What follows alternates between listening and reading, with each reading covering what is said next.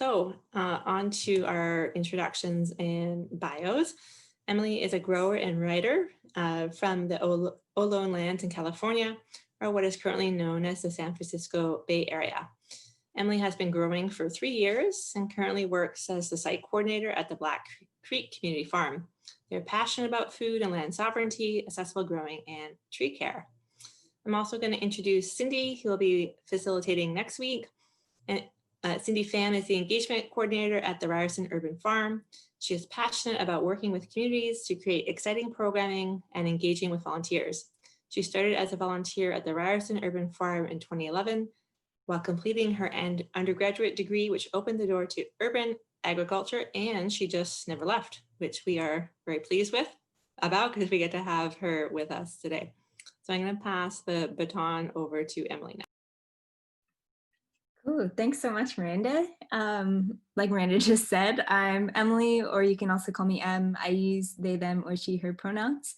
The plan for today is going to be super casual. It's just sort of like a way for us to like create this little community and talk a little bit about growing and what this growing season has been like for all of us. Like very, very much a discussion. I'm not going to be lecturing at all.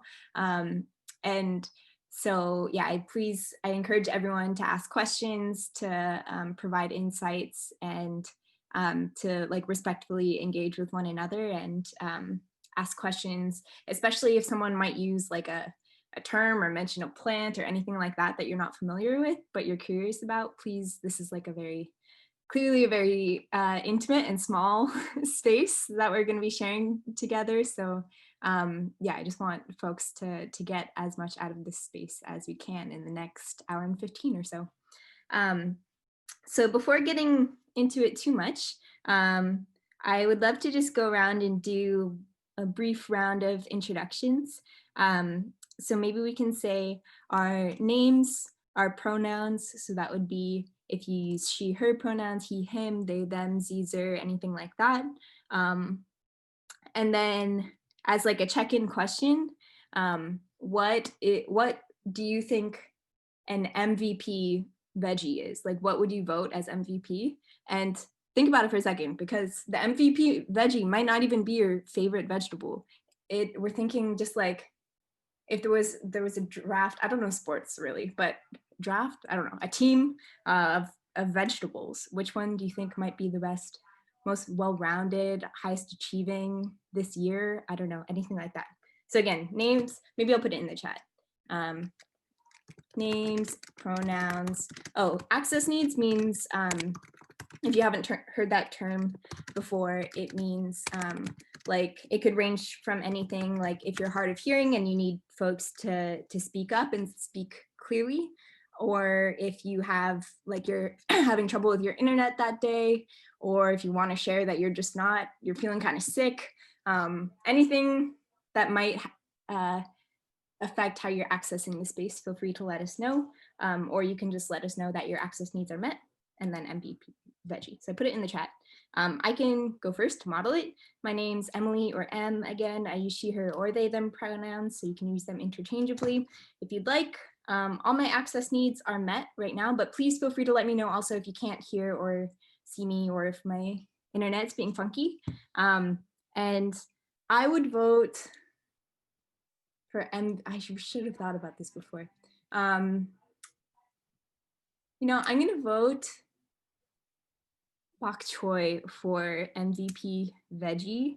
I think that it's really underrated. I think it's delicious. It straddles kind of weird, like it's like tender, but also like hearty. Yeah, so bok choy for MVP veggie.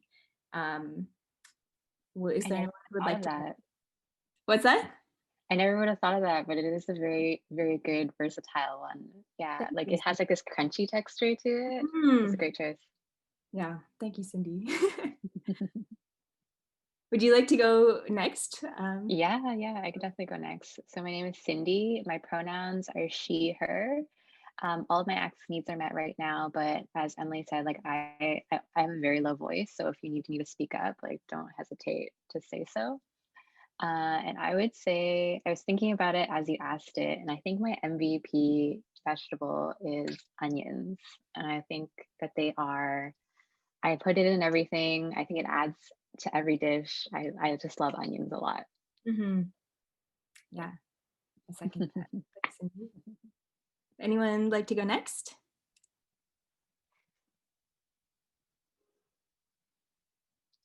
I can go. Can you hear me?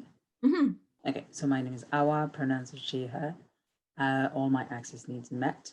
I would think that the potato is,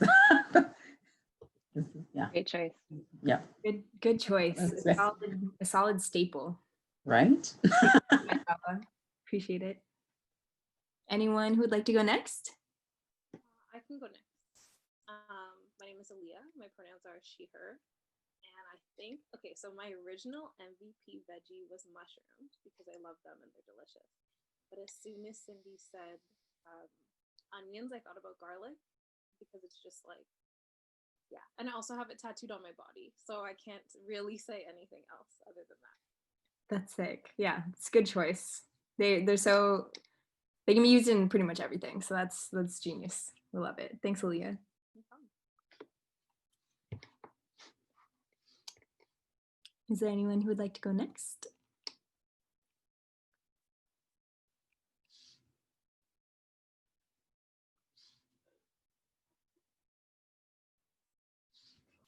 I can go next.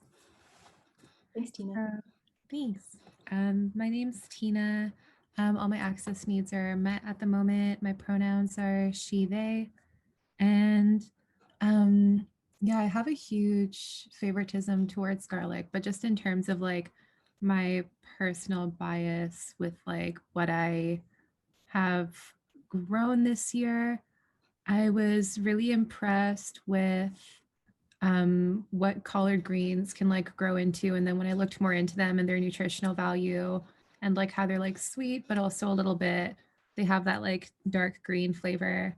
That's something that I could probably eat regularly for the rest of my life. Mm-hmm. Thanks, Tina. Yeah, collard greens definitely slept on, in my opinion. Thanks so much. Hannah or Christina, would one of you like to go next? Sure. Hi, my name is Christina. I use the pronoun she, her. All my access needs are met, and my vegetable would be potatoes as well. Yeah, they're good. Thank you. Yeah, they're excellent. Thank you so much, Christina. Hannah, are you there? Would you like to go next? Hi, yeah, my internet's not great, so access needs not super awesome. I don't know why, but it keeps saying my connection's a bit unstable.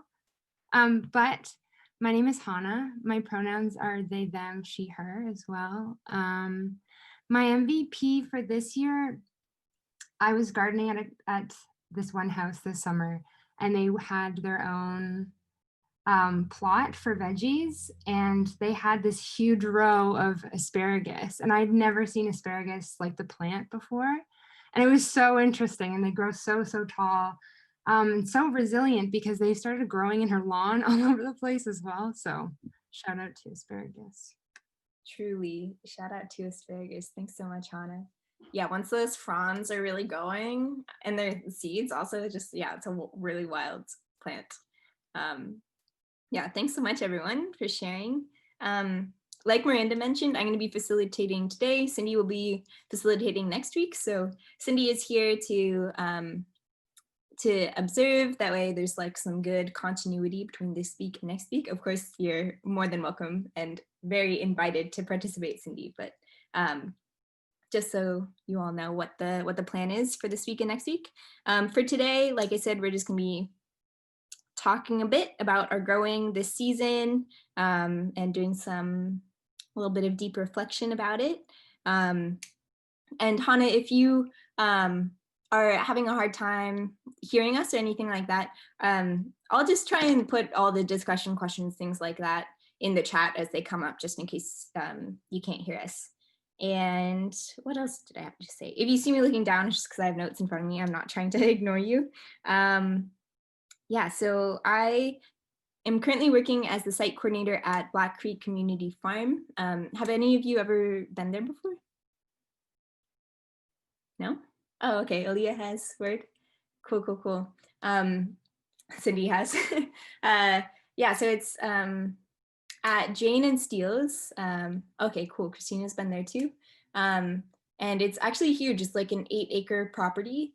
This year has been obviously very difficult and weird, and we haven't been as open to the public as we usually would be. But if you are interested in being involved, our website is blackcreekfarm.ca, or you can follow us on Instagram. That's actually probably the most regularly updated place for information about the farm.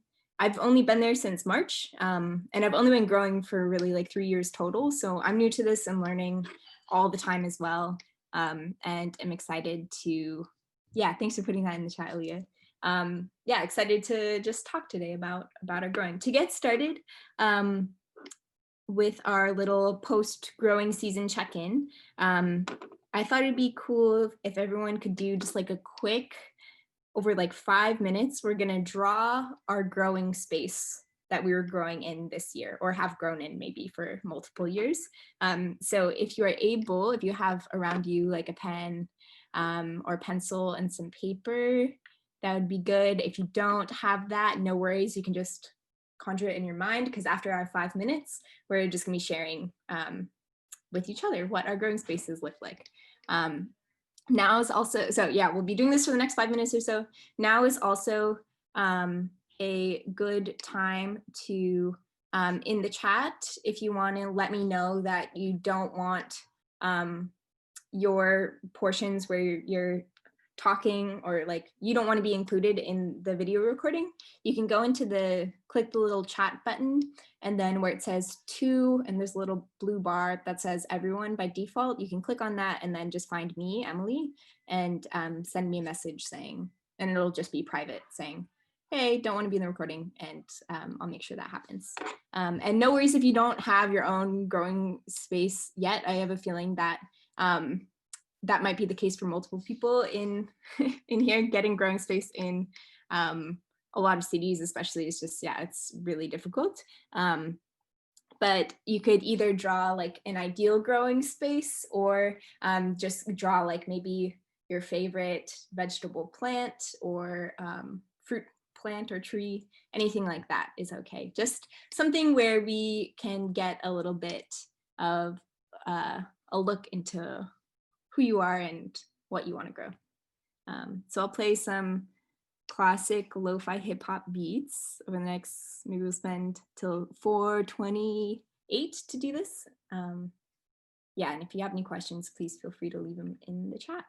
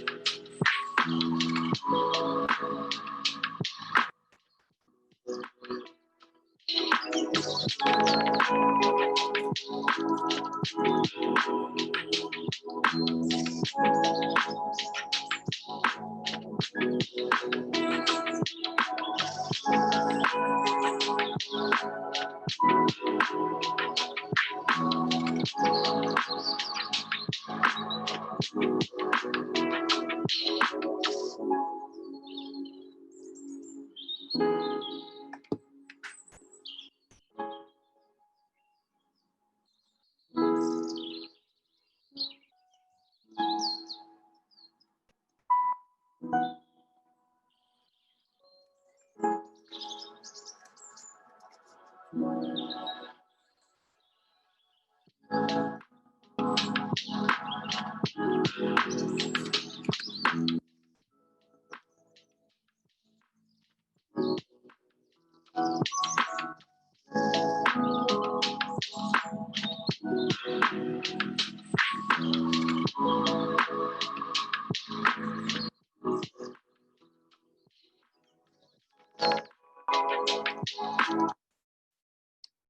right, so take another 10, 15 seconds to finish up your drawing. Oh, before I forget, Miranda was talking about how important it is to take into consideration treaty rights when we're thinking about engaging with land-based work. So I'm just going to put a link to this event that Toronto Urban Growers is putting on November 17th. So coming up in about a week or so, that is about engaging with land-based work or land-based, like growing in relationship to treaties. Cool, so hopefully that gave you enough time. These don't have to be perfect masterpieces. I know I'm not very gifted in the drawing department, so no worries at all. And there's no pressure at all to like turn your camera on for this part. It was more so just a way of like jogging our memory of what your growing space looked like, or just jogging your memory about engaging with the land at all, because I know that this time has been especially hard and kept a lot of us away from being outside like we ordinarily might have been. So yeah, does anyone want to go first and either show us their drawing or describe it, or just talk a little bit about your like history with growing, what your relationship to gardening, farming, anything like that is?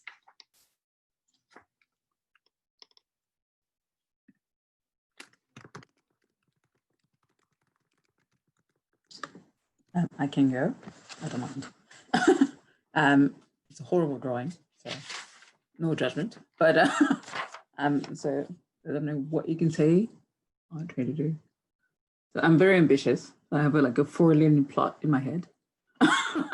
At the corners, so there's a pear tree, an apple tree, and then because I was born in Africa and we don't grow flowers, it's all food. So it's a very practical approach to gardening. So it would be like mostly, if I could, it's all the things I would eat all the time. But so there would be, what did we write? Squash, of course, because I have a slight squash addiction, and garlic, onion, like we said, potatoes, because potatoes roll, carrots, tomatoes, bok choy, kale, and Japanese turnip, which I discovered at a Ryerson farm, which is it's just delicious. And then a corner for herbs like dill, basil, and thyme, and lettuce. Perfect. Thanks so much, Awa. It's like a very well-rounded growing space. I love it. Thank you so much. Does anyone want to go next?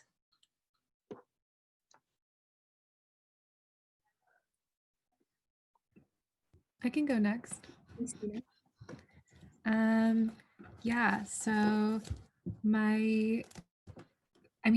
this is my first growing year. I didn't know anything about growing going into it. And I guess with all the time that we had, I kind of pushed my friends to divest all of their garden space to me. So I had 3 gardens running. So one of them was in the backyard of a student co-op, and I was mindful of the cold season. So there's a lot of kale, some peppers upon their request, and some winter melons. I haven't checked on that garden in a while, so I don't know how they're doing. I also had access to a community garden plot at Alexandra Park. My friend convinced me to plant an inedible gourd vine that took over absolutely everything. So I have over here my whole harvest of 2 decorative gourds. Yeah, and a few beans. The third one I couldn't draw. It was in the backyard of a friend who actually moved out of that place, but I was growing a lot of things there. For the winter, I think all I have access to is like this is my room, so this is like my bed, the window, and like I have like two shelves with like grow lights. And I'm really hoping that maybe like if I set up another shelf next to the window that like I could grow some herbs with those grow lights. Yeah. Sure. Cool. That's awesome. Thanks so much, Tina. Thanks. You're busy this year. It was a lot. Does anyone want to go next? Share with us. I can go next. So this is a drawing, not a complete drawing of like my parents' backyard. So that was my growing space this year. And essentially my friend built me two raised beds that were about like 2 feet wide by 6 feet wide each. It's like a pretty decent amount of growing space. And then I had some container gardens everywhere else. So these are just containers, containers, containers. But I grew like so many peppers, too many peppers, a lot of tomatoes, lettuce under the gazebo that's there, just because like the shade in the summer was really useful. And herbs, I realized that I planted a lot of perennial herbs, so some of them didn't come up super strong this year, but next year will be good. And I actually just planted some garlic in the raised bed, so I'm really excited for that next year too. A little bit more about my relationship to growing, I guess. I've always enjoyed gardening, like any backyard space that I could claim from my parents, I would do it. And it's kind of runs in my family. Like my grandmother's from Jamaica. I feel like a lot of Caribbean parents or grandparents, she grows a lot of stuff back there. So my memories of visiting her as a child are very infused with like picking raspberry bushes off of the bushes that she had in her backyard and tomatoes and just little snacks. So yeah, I'm trying to replicate that in my own little way. Word. Thanks so much, Aaliyah. Yeah, it seems like you were also super busy this year. That's an impressive growing space. That's awesome. Thanks so much. Hannah, Christina, Cindy, do any of you want to share next? I can share next if everyone's cool with that. So this is my picture. And so the background is that I live on the third floor of a house, and I've known my landlord. I used to live next door to my landlord for 5 years before I moved over to her house. And she's like this really sweet, like 85-year-old Portuguese lady. And she, the whole basis around what we were growing this year was to grow things that she could put in her soup. She really likes making soup.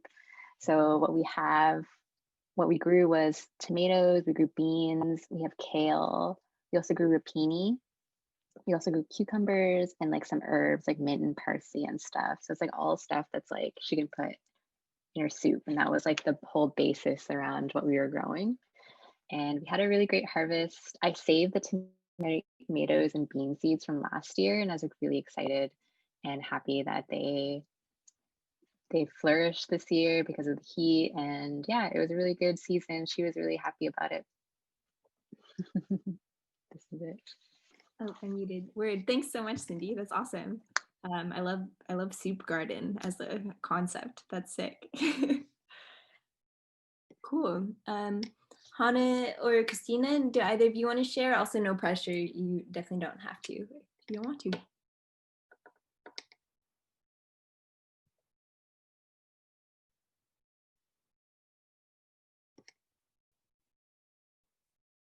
In the meantime, I guess I will share then. I live on the third floor of an apartment building. I don't really have access to outdoor space, so I just drew a little part of the farm, which is what we call our pizza garden, because there's a little bake oven here. It kind of looks like one of those Among Us little guys, right? But it's supposed to be like a bake oven, and then the garden, like the growing area, is kind of in the shape of pizza slices. So it's growing some peppers and tomatoes, some legumes, tomatoes, peppers, dill and cilantro, and then some pollinator plants. And I really liked growing in here this year because the shape is so odd that it makes it like the edges are really curved. It's not even triangular. So it makes it hard to be super like farmer minded and like grow like things in rows. It was just kind of like, it felt like I was putting pepperoni on the pizza. I would just like kind of scatter things throughout, which was really fun, and not worry too much about order. And oh yeah, there were radishes too. I grew a lot of radishes in that space this year and some beets. Yeah, so that was my growing space for this year. Last call on anyone who wants to share.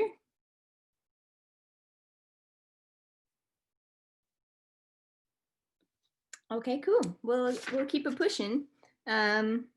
So next, I want to hear more about people's, I guess, relationships with growing, any successes and challenges that you've had with growing in the past. And I thought we could do it in the style of rosebud and thorn. You might have done this before. So thorns are areas where that like have been challenges or kind of prickly things that you haven't wanted to touch or things like that.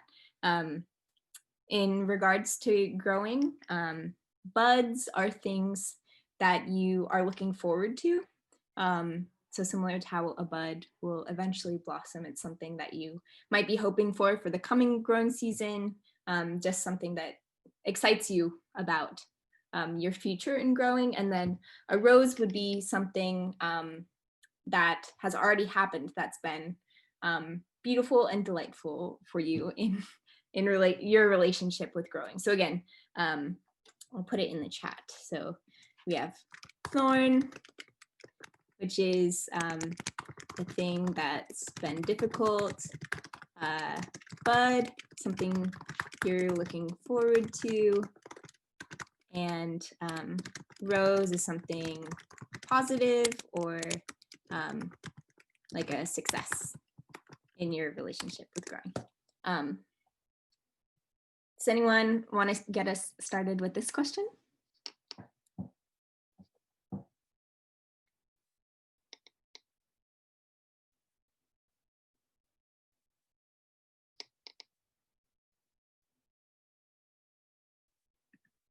I can start. Thanks, Leah. Thorn, I guess a couple of us maybe kind of touched upon it, but I find it's hard to be a grower if you're not in like a stable situation with regards to housing. So I went away from home for university and also was doing a program where I was like in school for 4 months and then working for 4 months, which was really great, but it made it really hard to grow because you're in a place for only 4 months. Like there's so much setup involved in growing that it made it really hard to like make those connections and keep them going when I would leave and then come back. And so that's something that I'm glad to kind of be moving past, but also conscious of in regards to like other people's growing situations, and also trying to create spaces that people can drop in and out of, maybe.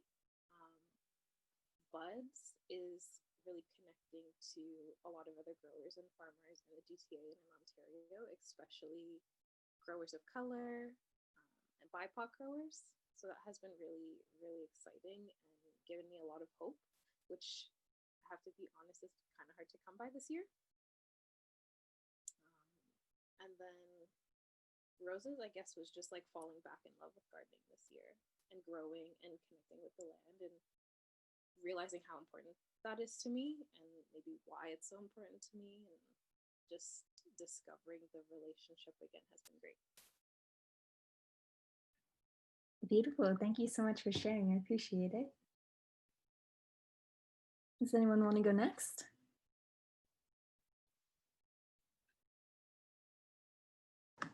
I can go. So wait a minute. Thorns is things that are prickly, right? Things that you're like, I don't know if I want to grow them.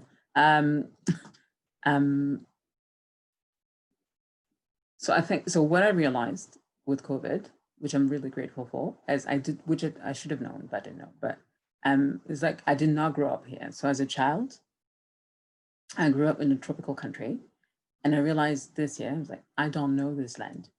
I don't know what grows here. I don't know how to grow things. And I realized all the knowledge that had been passed on to me by my grandma or my mom, but it was all relative to it. So I was like, okay, I need to learn. I need to learn how to recognize the food. I need to learn how to grow the food. And I think COVID brought, like, I've always had this fantasy about like having a tiny house. But part of the fantasy is like having a small house to have a garden that you can grow in. So I was like, okay, but I don't have the knowledge. So that was the thorns.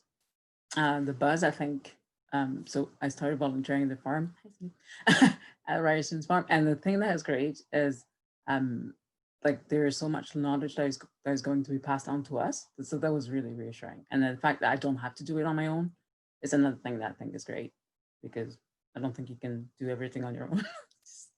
It's just very tiring. And then the rose, I tried growing fruit because I spent a year in Northern Ontario and it's like minus 40 degrees in the winter. But I was like, okay, I'm going to grow this thing because I have a lot of sun. So I ended up with a lot of bitter lettuce. so I'm like, okay, I'm not doing that again. So, but it taught me something. I was like, okay, so lettuce, maybe I thought it was easy, but I need to know more about it. For sure. Thanks so much, Ala. Yeah, it's things can be like deceiving, so deceiving. You think it's going to be so simple, but like you said, there's like even when your crop completely fails, like there's now like what happens and like what you learn something from it. So yeah, thank you so much for sharing.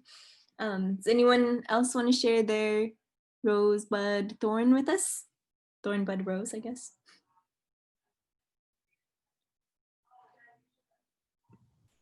I can go.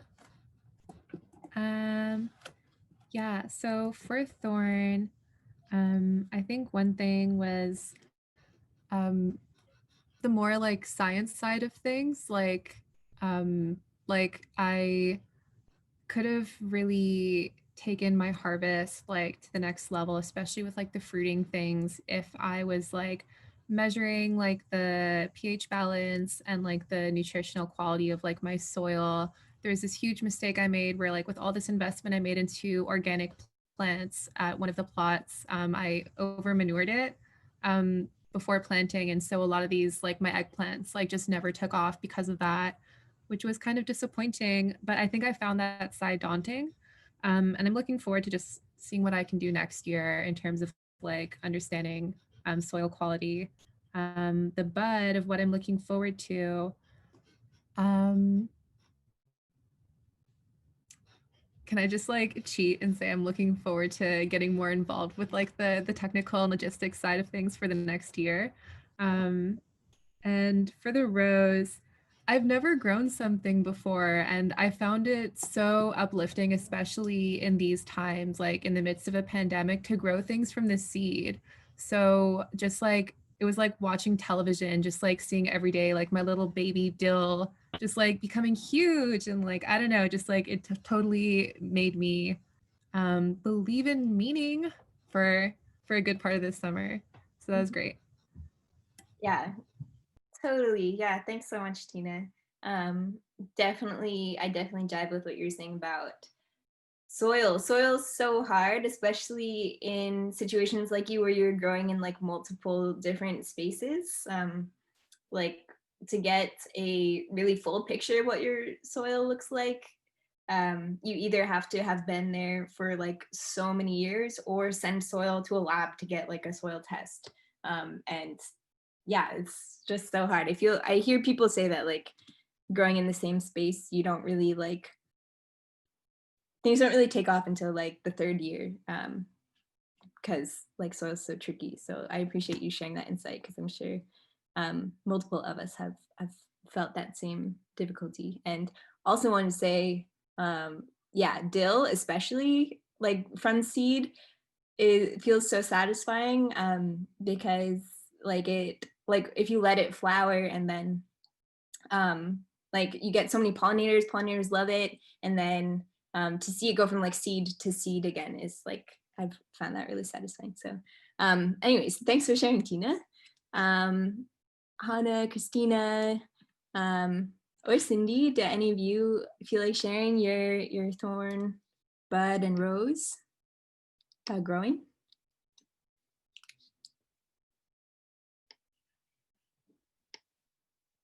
I can share. Thanks, Cindy. So for thorn, I was thinking about this, and the biggest thorn for me in terms of my own growing place in my backyard has been raccoons and squirrels. They really just love our garden, and like I'm totally like cool. I think that they also need food and they also need nourishment, but like also they were like really ravaged everything that I was growing this year. They just completely, I had like a rhubarb plant on my balcony and they tore it to bits. Like they just took the entire thing out. And I was so disappointed in that, but also like, it's okay because you need food too. But a bud is something that I'm looking forward to. It's just, yeah, like I think with the pandemic, as with everyone, like I just really enjoyed growing food at home, like starting, like Tina said, starting it from seed is like something that's so special. And I think seeds are so beautiful, and like watching them grow from this tiny little thing to something so large is so poetic and so beautiful. So I'm looking forward to that. I'm also looking forward to another season at the Ryerson Urban Farm, where like I do the programming, so I'm really excited to plan for the next year. And we're like ramping up on our Indigenous and BIPOC-led garden and growing spaces, and like I'm really excited for what that will be. And we're also, for roses, something positive successes, where I was really grateful for the heat this year because my tomato plants did very well. And it was just like a lovely thing to see. It's like these like beautiful heirloom tomatoes just growing out. And yeah, that's something I was really thankful for. Mm-hmm. Thanks so much, Cindy.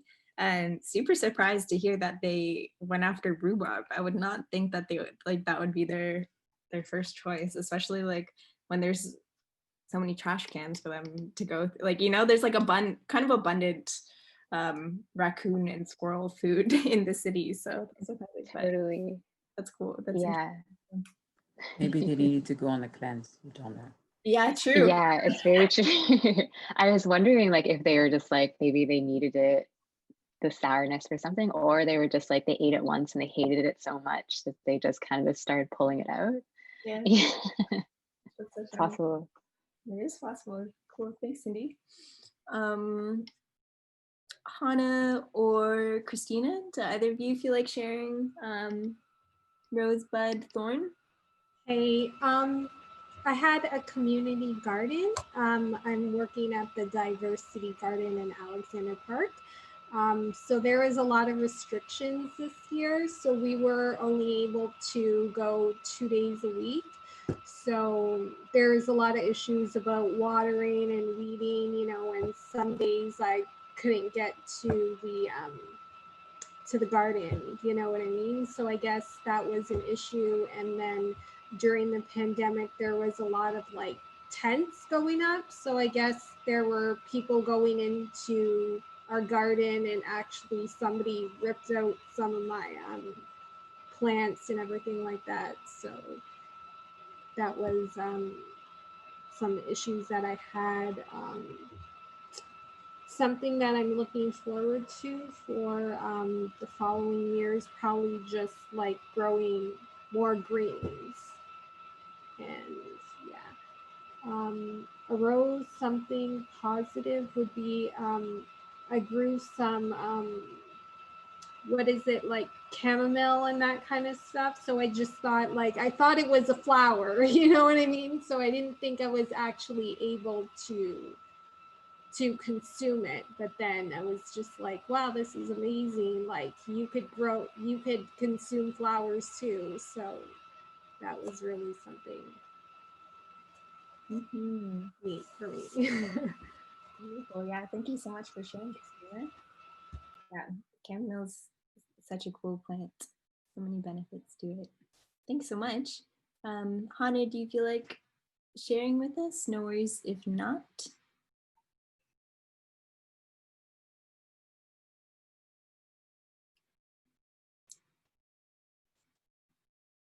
I guess I can go really quickly. As many people alluded to, a thorn for me this year was just, yeah, some difficulty with COVID and wanting to make sure that safety was happening while still wanting to grow. So I think like we weren't really able to access the site until a little bit later than ordinarily would be the case. So we weren't able to get some things into the ground as early as they should have been. A bud.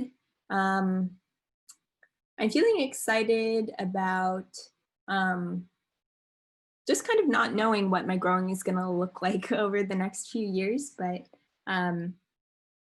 yeah, excited about just kind of continuing to grow with people and like doing a lot of skills sharing with folks and learning together.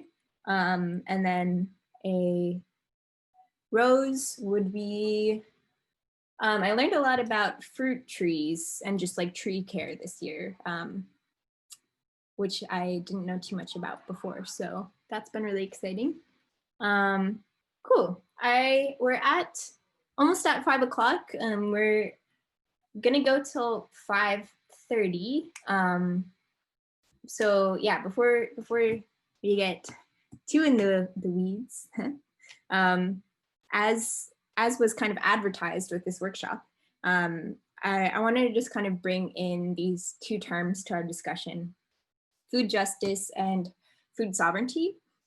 Folks may be very familiar with these terms, but they also might not. So I just want to do kind of a quick, sorry, I'm just going to plug in my laptop so it doesn't die. I just want to do kind of just a quick, not even a definition, but just a sharing of one interpretation of food justice and food sovereignty before we continue to chat. So I'm just going to share my screen really quick. So there's this report that was put together by the Black Creek Food Justice Network. So that's kind of a collaborative group that works towards food justice in the Black Creek Jane and Finch community. So this was a report that was, when was this published? A couple years ago, I think. But yeah, it kind of just is like a snapshot of food justice and food injustices in the Black Creek neighborhood. So in their report, they say that the meaning of food justice can be a local decision that is defined by the community. The experiences and situated knowledge of community members characterizes what justice means and looks like to them. Additionally, Slocum and Cadieux have identified 4 possible areas around which organizing toward food justice could occur, which are: 1, acknowledging and confronting historical, collective social trauma and persistent race, gender, and class inequalities; 2, designing exchange mechanisms that build communal reliance and control; 3, creating innovative ways to control, use, share, own, manage, and conceive of land, ecologies in general, that place them outside the speculative market and the rationale of extraction; pursuing labor relations that guarantee a minimum income and are neither alienating nor dependent on unpaid social reproduction by women. So there's a lot going on in here, a lot of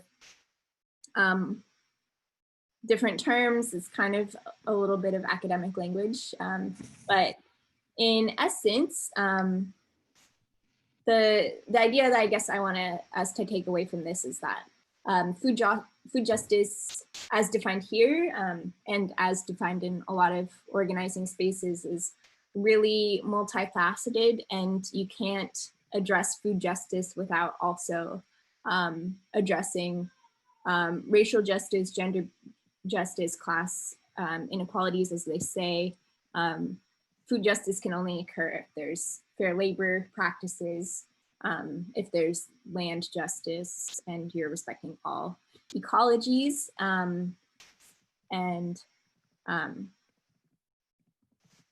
In this yellow box, it says food justice means many things at once to the community. It means being able to access affordable, culturally relevant, and healthy food. It means being able to easily get to and from grocery stores. It means not having food locked away from your access and not being policed by virtue of your race and socioeconomic status. This is a really cool report. There's a lot going on in here, so I would encourage folks to look this up. If you just Google Black Creek Food Justice Network, you can find it pretty easily. I'll stop sharing my screen really quick. Also, hi, I think we have a new person joining us. Is it Steph? Hi, sorry that I'm late. I was grading papers and it was awful and I lost track of time. No worries at all. I'm glad you can be here with us. We were just talking a little bit about what food justice is, but before we get too much into that, do you mind just sharing your name, what pronouns you use, and if you have any access needs? So like if you're having troubles with your internet or need folks to speak up or anything like that. Yeah, for sure. My name's Steph. I use the pronouns she and her. I don't have any access needs springing to mind, but if something comes up, I'll try to be proactive about letting everybody know. Cool. Thanks so much, Steph. Glad you can be here and taking a break from grading papers. I need one. A little bit nicer than that. Yeah, so we're just talking about what food justice is. Food sovereignty is often conceptualized as food justice and food sovereignty like work in tandem with one another. Some folks conceptualize food sovereignty as something that's necessary in order to achieve food justice. So food sovereignty, the word sovereignty often kind of is used to talk about like autonomy or control over yourself and your community. Not individual control over a community, but a community having control over what happens to that community. So food sovereignty is meaning that you or your community are having control over the food that you are that you have access to and that you're consuming. You can kind of think of it borrowing from organizers around a lot of like gender-based violence and sexual violence kind of organizing as like if you have food sovereignty, you're like consenting, actively consenting to what your food is. So that could mean having culturally relevant food. It could mean like knowing what is going into that food, whether it be like pesticides, chemicals, fertilizers, things like that. So anyways, those are two terms. Does anyone have any questions about like what food justice means or what food sovereignty means before we continue?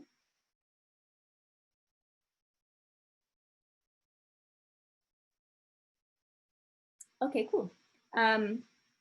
So you don't necessarily need to use these terms in any of our discussion, but I would love to know just from anyone, what made you start gardening, whether it was this year or years ago, or just like piqued your interest in gardening or growing? So like, what was your incentive to get into gardening and growing? What made you want to start this?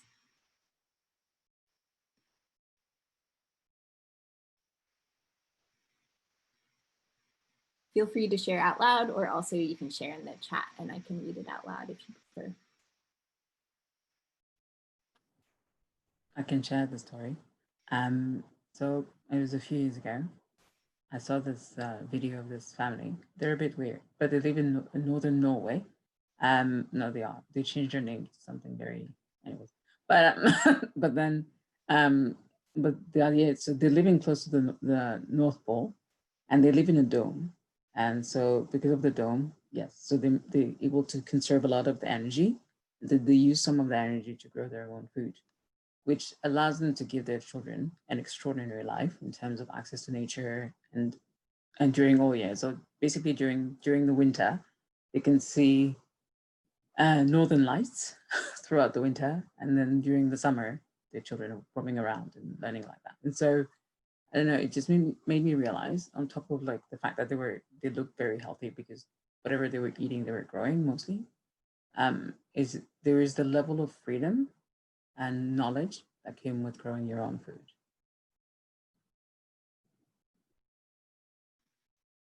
Absolutely. Thanks so much, Ella, for sharing. I definitely like a lot of what you said resonates with me. So I appreciate that. Does anyone else want to share about what kind of got them into gardening or growing? Share a little bit. I grew up in a community not at the North Pole and not necessarily with weird names in our family, but in neighboring families for sure. That's like a little bit like what you're describing. So like my parents were from urban centers, moved to the middle of nowhere, British Columbia, and we're like, we're gonna raise free-range children who are homeschooled and like salt of the earth. It's gonna be awesome. So obviously I moved away as soon as I had a chance because that's what teenagers are for. And I moved to New Jersey, like straight from that to like the heart of New Jersey for university. And it kind of reignited my interest because there was all these things that I didn't think of as like knowledge or privilege or anything. And then I was living in like the most developed state in an extremely developed country and having conversations with people where like someone like dead eye was like, cooking a latte is calorically equivalent to any other food and it's fine and that's my lunch and you can't tell me not to. And I was like, I have some comments, and that really sort of like got me back involved in it. And I started getting involved in farmers markets, and there was a campus garden at the time. And then I moved away from it for a long time because I was doing grad school. So pandemic times and actually having time at home to actually connect to where I live, I've been like, oh, like where this is missing in my life, and this is something that I can sort of like bring back for me, and then hopefully to share with other people. Ooh, thanks so much, Steph. Also, not to be corny about it, but is New Jersey it's the garden state, no? It is the garden state, it's true. Yeah, sorry, I just thought of that connection. I had to say it. Yeah, thanks so much for sharing. Does anyone else want to share their experiences, what got them into growing and gardening? I know some folks have already mentioned it, so no worries, but would love to hear from anyone else if they want to share. Yeah, I had already mentioned that my grandmother, or one of my grandmothers, has always just had a pretty amazing garden. Like she's known for having a green thumb, and I think when she lived in Jamaica, gardening was something that was just more common that people did. Like everyone has a kitchen garden essentially. And so she brought that with her when she came to Canada. And I think because I spent so much time with her as a child growing up, it's something that I really didn't think about until like I didn't have access to growing space and I didn't have that ability to connect with the land in university. And so now that I'm back in one place again, it's really it's nice and it's easy, and I feel like the connection has gotten deeper because there's so many things that I didn't think about as a child that now I am aware of and trying to think about with growing, like touching on privilege, touching on culturally relevant food, touching on like the whole food system basically. So yeah. Thanks so much, Leah. Does anyone else want to share? I can go. Yeah. Yeah. I feel like it was like a whole confluence of things to second what Aaliyah said about how it touches on like privilege and history and family and stuff like that. But I guess my dad comes from like a family of farmers, and there was like some sort of give an idea implicitly that this was like kind of like a tradition that I could come from. And like I moved at a farm a few years back, and that kind of introduced to me like the idea as like a city girl that this is something fully possible that lots of people do regularly in Canada. And then I took a food security class actually at Ryerson a year ago, and that really like kind of like opened my mind up so much because I had spent a lot of time like in my early adulthood working in kitchens, and like the passion that chefs have for food, and like the especially like the respect that they have for like where food comes from, if it comes from a genuine place, like that love is something that they want to be having from like the seed until the table. And so like I felt like this thing that like a lot of like wires came together where I was like, wow, like food is life, like food is everything.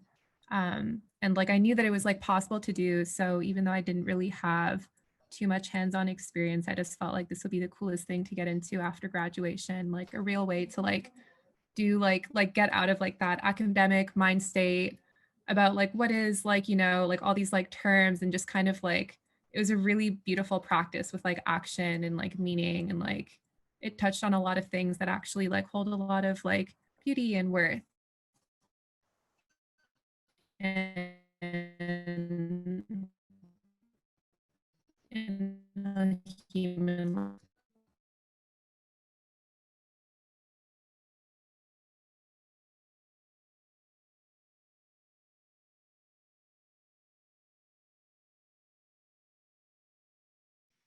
Muted. um, yeah, sorry, Tina. I think you froze at the end there. I got almost all of what you were saying. Just about, I think it froze after that, like highlighted the beauty, like working with the land has highlighted the beauty, and then I think it cut off. Is there anything else that we missed? Yeah, that was all of it. Okay, cool. Yeah, thanks so much. What I'm hearing from everyone, and I'm not going to try and summarize any of your reflections, but something that is standing out to me as I'm hearing from more and more folks is just how complex all of these stories are. There's like themes like familial history and like reflecting on one's own privilege, and maybe moving between different like ecosystems or biomes or areas. Like a lot of similarities, but also so many differences, and so many kind of like players, I guess. So there's like family members at play. There's the plants themselves. There's like the processing and eating side of things. So like restaurants or just recipes, what have you. There's like media and like the food media that we see online, or the growing like videos and things like that. There's just like too many to really summarize. And I think that that's stands in contrast to kind of what like capitalism wants us to view food as this thing that we either get from a grocery store, or we get from a corner store, or from a restaurant, from a drive-through, whatever, and we're not really questioning how that thing, like where that food, where that plant came from, right? Like we're not supposed to be thinking about the labor involved or the resources involved to grow and then package, produce, all of those steps.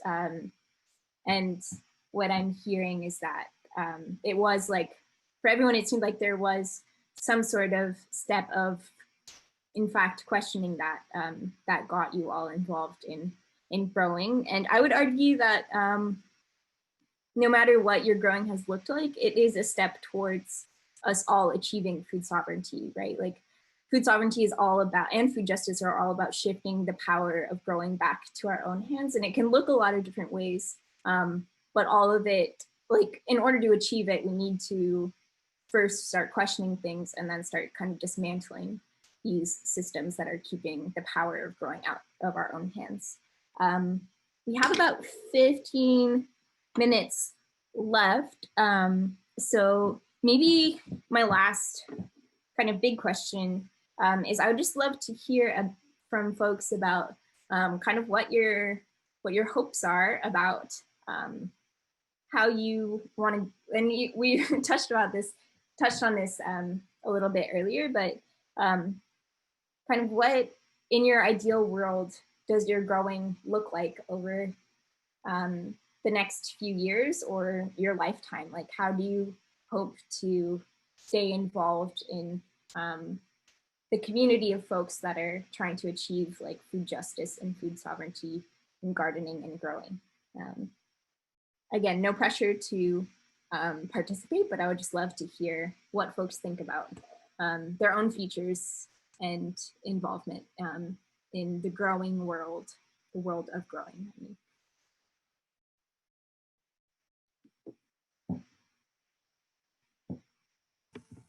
I can start with this one. This one, it's kind of a funny one because I don't know if anyone else has a, like, I'm doing job applications, so I'm likely moving again. And then at the same time, my like growing space has been, my landlord like tore out the lawn and didn't replace it with anything. And so I just kind of took like squatters' rights over it and like put in a little pollinator garden and like put in some like tomatillas and like peppers. So there's this weird like insecurity there where you're like, maybe the landlord will want a lawn again at some point. I don't know what's gonna happen to like my like wee little garden. And so I was kind of hoping to get more involved in community garden efforts, but then I kind of have this like, where will I live? Which community, which gardens, and like how to like learn my way around that place and like enter into it in a way that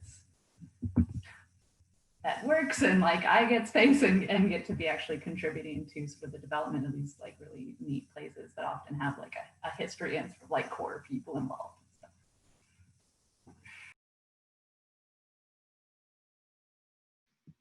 Thanks so much, Steph, for sharing. Yeah, a lot of uncertainty, I'm sure, for many folks, especially right now. But it sounds like you're still excited about staying involved in in this practice. So yeah, that's awesome. Does anyone else want to share? I can go.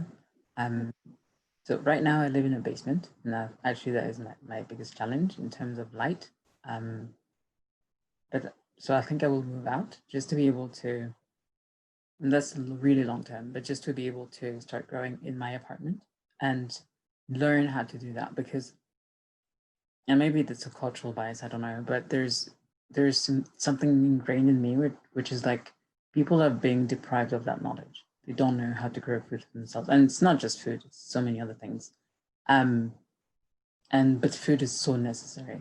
So I'm like, if I can learn, I can teach, or I can share. I don't really to teach, but I can share that knowledge. And to me, that's a way also to build a community. And so in the long term, I want to be part of a community where people can know how to grow food. And I don't know if you know, but there's this man in LA. I don't know if you've been to LA. LA is ugly. It's mostly pavement. But it's sunny. The sky is beautiful, but the city is ugly. And except if you go to rich area, and that's the part that is so disheartening. Just the gap is horrible and violent, in my opinion. But so there's this man who he started taking over public spaces around trees and growing food and teaching children how to grow food. And then children started, yes, Christina, exactly. Exactly that. I run Pinde. And then he has the sentence, right, where he says, and you correct me if I'm wrong, but he says, a child who grows kale will eat kale. just I'm like, yes. So it's not just a question of growing food. It's a question of like learning how to do things that are good for your own body. And that, I think, is the goal one day. Word, yeah, absolutely. Thank you so much for sharing that that insight. I couldn't agree more. I think just like knowledge sharing and creating sort of these webs where everyone can is having access to even talking about these things is crucial to giving folks the opportunity to then consent to how they're interacting with the food that they consume. Thanks so much, Ella, for sharing. Does anyone else want to share a bit about their dreams for the future? Or even just your outlook on the future. I don't want to force folks into compulsory positivity. It can be a completely pessimistic look too. Anything's welcome.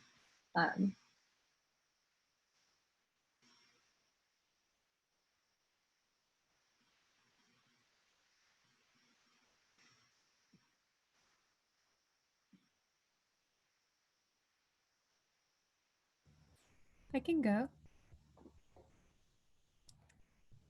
Hello. Sounds good. Okay. I kind of think that it's like the gold standard for someone to like know about like canning and fermentation, because as like a hands-on learner, I'm not very patient. I don't like thinking before I do. So I don't know, that'd be a really cool thing to learn, and I think it's really useful. Yeah, for sure. Yeah. Especially like in terms of just preparing communities for you know, things that might go downhill. Preserving food is so crucial. I think I should really know this, but I'm pretty sure Black Creek Community Farm is having a pickling workshop on Friday online. If folks are interested in learning a little bit more. I think it's only an hour or so, and there's so much to know about like pickling and preserving foods, but that can be like a start to learning more. Does anyone else want to share a little bit more about their thoughts for their future in growing? I can share, well, like not really about myself, but I was just I've just been looking at like how we can reevaluate the food system as a whole and how food is produced, and thinking about the Justice for Migrant Workers movement and like all the migrant workers who are in just terrible conditions, and just like trying to give them just like more rights, more autonomy into their future, and like status for them as well. Just thinking about that is something that I've had on the mind as well, and like hopes for the future is that we can fight more for them because they deserve more. Absolutely, couldn't agree more, Cindy. I'm just finding some links. So there's Justicia or Justice for Migrant Workers, J4MW, which is a cool organization that's organizing around this. I think they're harvesting freedom on social media platforms. They're doing a lot of really cool organizing right now. And then I'll link also this really cool project called Sovereign Seeds that's doing really cool indigenous seed sovereignty work and like seed preservation work in indigenous communities. And both are welcoming support, whether it's through just amplifying the work they're doing over social media or financial donations if you have the means. Yeah, cool. Thanks so much, everyone, for sharing so far. Is there anyone else who wants to share their projections or visionings or hopes, dreams for either yourself or the world as a whole for the future in terms of growing and producing food? I can share. Cool, thanks, Aaliyah. I took I'm taking big steps this year. I'd like to open up a farm next year. Thanks everyone for their reactions. And my kind of the seed that I'm starting this farm around is trying to model like a sustainable food system in the farm itself. So I want to have like a farm and food growing component. I also want to have like a kitchen and meal component, and then I want to have like a composting component. So just trying to like connect the sides of the circle and like get that in motion. And then my background or my training academically is in urban planning, and so I really want to strengthen the links between like city building and the food system. And like I think that we should think about, like, we eat so much. So I think that we should really be thinking about, yes, where the food is coming from, but where's the waste going, and like how is this food getting distributed, and who is included and who is benefiting and who is excluded and who's marginalized. And so like I was kind of telling Emily about this when I visited Black Creek, like really want to form some cool linkages between all the people who are already doing this work and like maybe people who are outside of like the food world and more involved in like the planning world or whatever it may be. So yeah. Well, thank you so much, Aaliyah. Yeah, we only got to speak briefly at Black Creek Community Farm, so I'm so stoked to hear about these plans, and I can't wait to visit your farm and see. Yeah, I love modeling like what a sustainable food system could look like on a small scale, and really embodying how that could be scaled up to achieve really achieving food justice and food sovereignty. So word, yeah, cool. Thanks so much everyone for sharing. Before we go, I just want to give Cindy the chance to prepare you all for next week. I don't know if you have any anything to share about what folks might need to bring or can expect for next week. Yeah, for sure. Thanks, Emily. I just wanted to, yeah, I think you received in the email just like a list of materials, because we're going to be making, it's totally optional too. If you don't have the time, if you don't like to, we can also just have a chat and a conversation just like we had today. But if you'd like to, we're going to be making self-watering containers out of like recycled pop bottles. If you do, like you don't have to drink pop for it. If you want, you can also look through recycling bin. I've done that before. But yeah, like it's pretty simple. We just need a few materials. It's all listed in the email that Miranda sent to you. But I will tell Miranda there is like another worksheet that will list like the entire procedure as well, if you wanted to prepare for it. But yeah, like it's gonna be really exciting. It's gonna be really cool.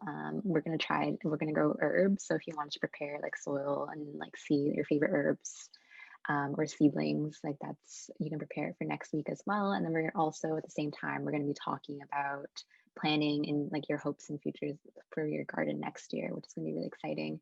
And we're gonna be like looking at observing your space and seeing like what you envision for your space, which is going to be really cool. So hopefully I'll see you all next week for that. Awesome. Thank you so much, Cindy. Yeah, so I have one last checkout question before we go, but before then I'm going to put my email in the chat. If you have any questions about anything related to what we've talked about today, or yeah, I don't know, it could range really widely from, I don't know, tree care, or just wanting to talk about the work that Black Creek Community Farm's doing, or really anything, just wanting to stay in contact. Please, yeah, feel free to email me. Yeah, Cindy has put her email in the chat as well. And yeah, so my last question before we say goodbye for today is, what is one comfort food that you hope to cook or eat over the coming winter? Yeah, and during this time also, if you didn't get the chance before or forgot, feel free to message me privately in the chat if you would like us to go back through the recording and cut any sections where you're talking about anything that you might not want to be shared.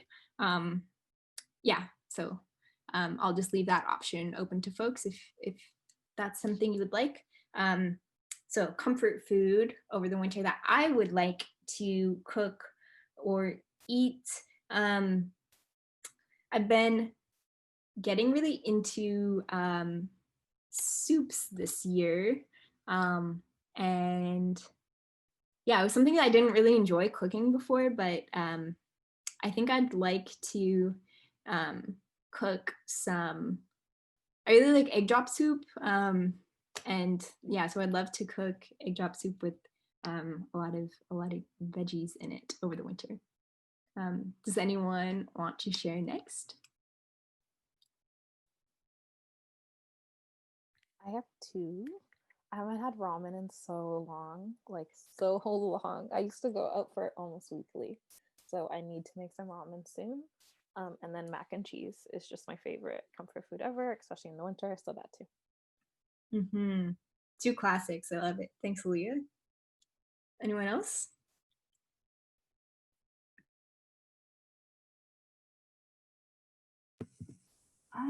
I'm not going. Oh wait, Ella, were you talking? No, go ahead. Please go. No, go. I was going to say, it's just there's this, well, I had it in Little Portugal in Montreal. I don't know if it's a Portuguese soup, but it's potato and kale, onion and garlic. And it's delightful. Sounds delicious. Thanks so much. I'm going home for Christmas this year for the first time in a long time, and my sister usually makes this this like really strange Icelandic winter cake that's kind of like figs and dates and shortbread stacked in these stripes, and then you like slice it. So like in her honor, I might try. It's like a home food, because my other comfort food is just popcorn, and I make it like every other day. Beautiful. Yeah, that sounds kind of complicated. But delicious. So yeah, hope you enjoy that. Thanks so much. Does anyone else want to share comfort food they're looking forward to cooking and or eating this winter? I really like sweet potato, and I eat it like that, and I just think it's like candy. So yeah, I love sweet potato. It's so good. I just eat it plain like that. Mm-hmm. Could not agree more. So versatile, so delicious. Thanks so much, Christina. Anyone else? Comfort foods? I can go. Oh, sorry, Cindy. Well, I have a roommate who just has come from Malaysia, and like she's told me about this incredibly complicated technical soup called like laksa, which is like ground sardines with tamarind and like an array of spices, and like it just looks like, so I've never heard of such flavor combinations, and I'm really excited to try it out. So yeah, hopefully this week, actually, I'm gonna see what I can do. Yeah, there's this restaurant that I used to go to back when I lived in California that had laksa, and it's so good, so good. So yeah, you'll have to let me know how it goes, Tina. Awesome, thanks for sharing. Pictures. Cindy, did you want to share? Yeah, the laksa does sound really cool, really like complicated, but I'm interested in that. I'm Vietnamese, my family's Vietnamese, and something that I'm really looking forward to making is like this like really crispy rice flour crepe that we always make, and it's filled with like bean sprouts and mushrooms, green onions, and you fry it up, and then you wrap it in lettuce leaves and herbs, fresh herbs, and you dip it in sauce. And it's really, really good. So I'm really looking forward to making that this winter. That also sounds so good. I'm getting so hungry just listening to all these descriptions. Thanks so much, Cindy.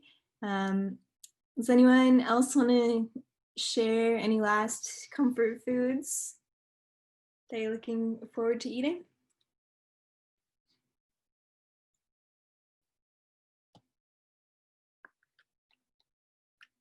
Okay, word. I'll leave it at that. We can all go maybe try and find some food to quell our hunger that's emerged from this discussion.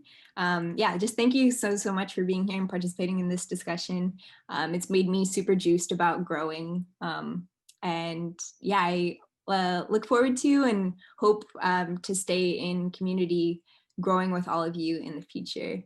And yeah, just thank you so much. I hope everyone has a lovely rest of your day and your week until next week's workshop.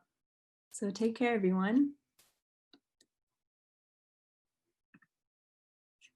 Have a great week. Bye. Bye, everyone. Thanks so much.